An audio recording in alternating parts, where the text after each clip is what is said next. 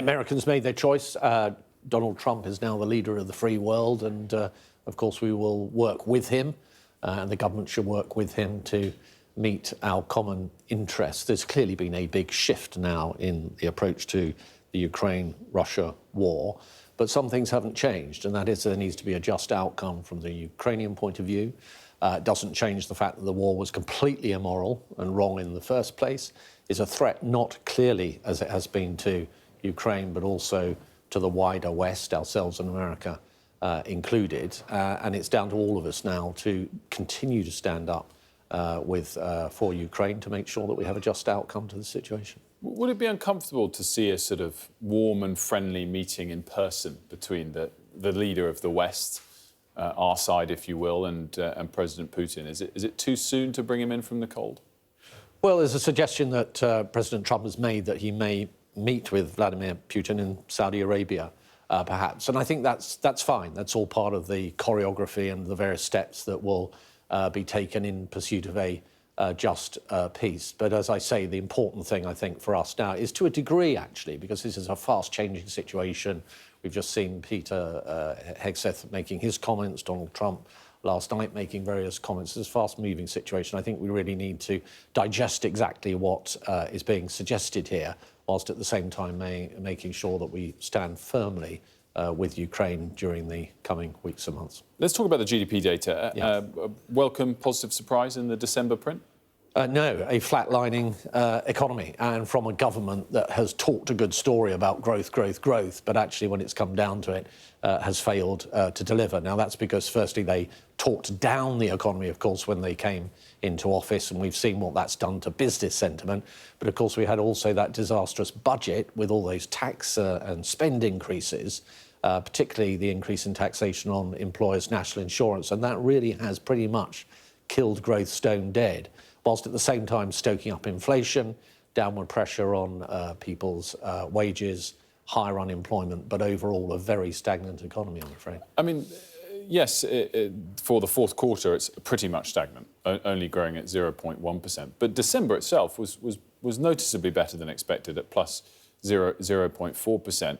If you compare it to the same 6-month period that they've been in office the year before, of course, you were in recession when you were in government for the back half of the prior year. So, you know, again, it's all relative. The question is whether this could be a turning point, because December was a lot better than expected. Well, if you remember, though, Wilf, we had gone through the incredible challenges of that war and the inflation that it imported to our shores.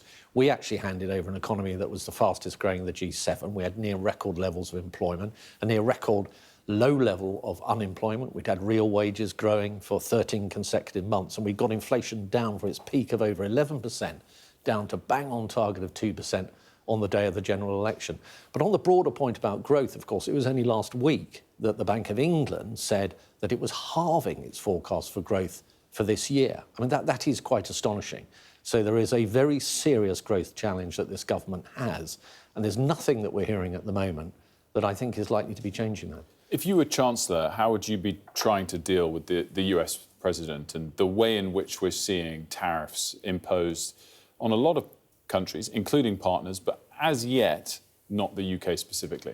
So a lot of this will be about relationships, and if we were in government, I think we would be leveraging relationships with the Republican Party, our sister party.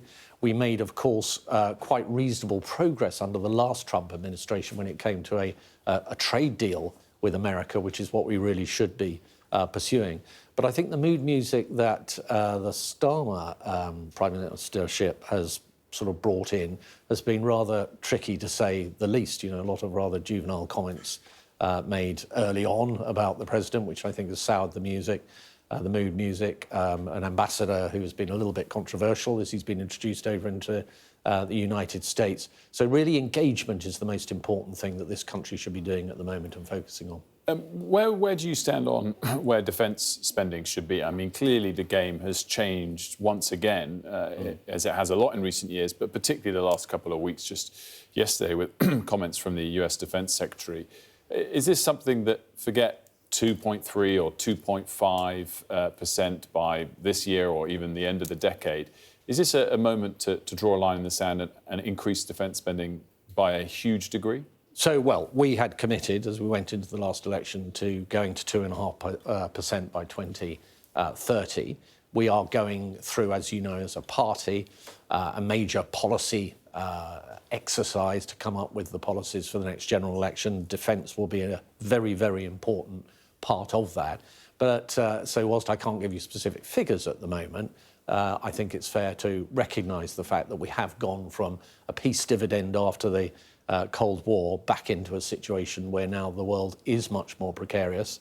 America's relationship and attachment to NATO and its expectations of defence spending across its European partners has clearly shifted quite significantly.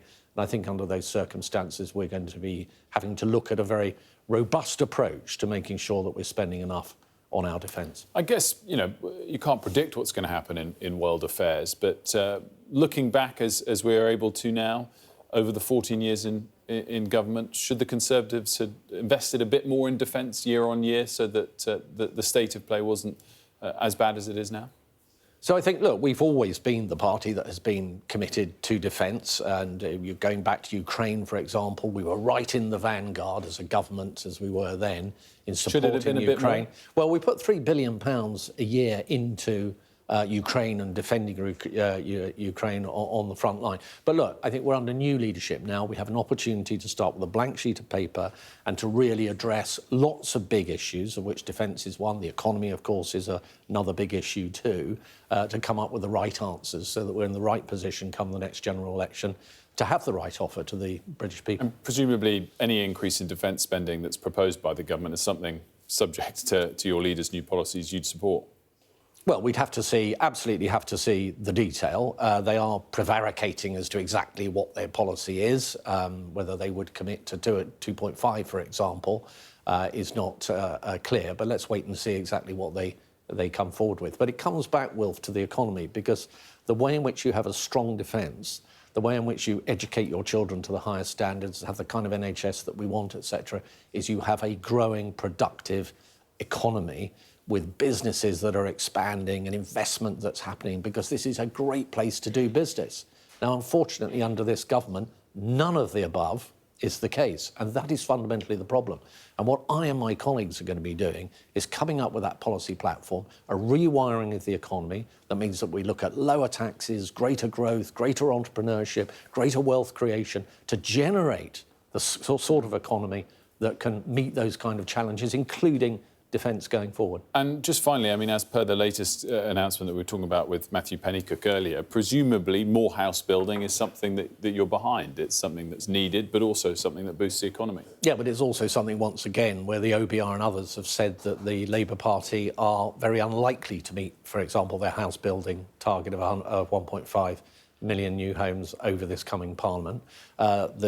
Even just this week on net migration, where we were putting forward very important points about how we would further control net migration. The government has sidestepped that and rejected that. And of course, that's one of the drivers of demand for housing.